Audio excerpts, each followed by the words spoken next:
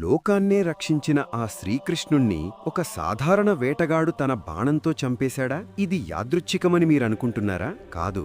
దీని వెనుక వేల ఏళ్లనాటి ఒక భయంకరమైన పగ ఉంది. మనం కొంచెం వెనక్కి వెళ్తే త్రేతాయుగంలో రాముడు చెట్టుచాటు నుండి బాణం వేసి వాలిని చంపుతాడు.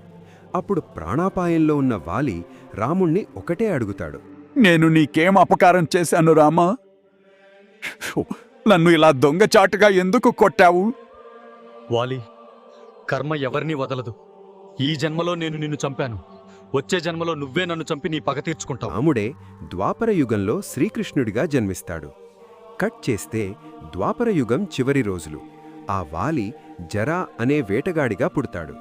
అడవిలో విశ్రమిస్తున్న కృష్ణుడి పాదాన్ని చూసి అదొక జింక కన్ననుకుని తన బాణాన్ని వదులుతాడు.